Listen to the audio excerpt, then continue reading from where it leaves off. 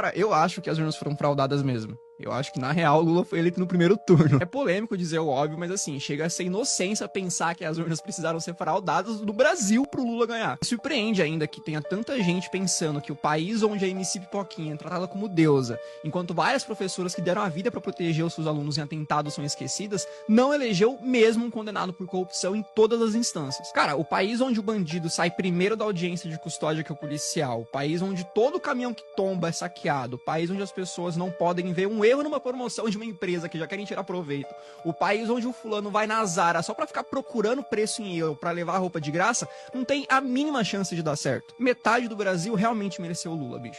Lula é o pai dos pobres mesmo, mas é aquele pai que chega bêbado em casa, bate na mulher, xinga os filhos, gasta todas as economias de casa pra comprar pinga e quando é preso ainda chama a esposa de louca. O Brasil é a eterna mulher de malandro, né? Então o PT se elegeu em 2003, se elegeu em 2006, se elegeu em 2010, se elegeu em 2014, quase se elegeu em 2018, se elegeu em 2022 dizendo que mudaria o Brasil, mas o nosso país continua um dos mais pobres, um dos mais corruptos e um dos mais violentos do mundo. Assim, se isso não é síndrome de Estocolmo, eu não sei o que é, cara. Se você é um cristão de esquerda, ou você não leu Marx, ou você não leu a Bíblia. O próprio Marx, além de ser um ateu e ter construído todo o seu pensamento através do materialismo e do ateísmo, dizia que a religião era o ópio do povo. O socialismo tem essa ideia, né?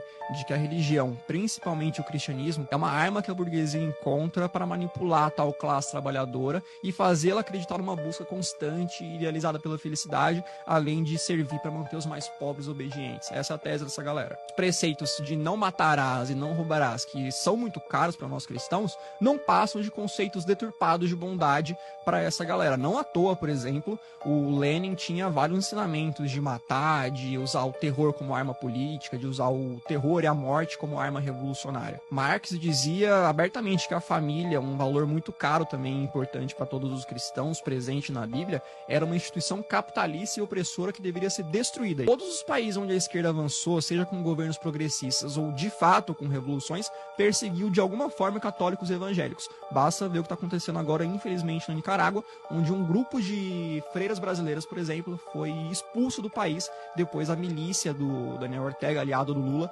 entrar invadindo e destruindo a igreja delas. Além de não fazer sentido ser cristão e socialista por causa da própria teoria marxista, também não faz sentido ser cristão e socialista pela própria prática. Jesus pregava ali a caridade voluntária, não a tomada forçada da propriedade alheia. O jovem militante de esquerda é o exemplo vivo do porquê que eu defendo tanto o ensino de qualidade sem viés ideológico na sala de aula. Porque, mano, pensa comigo.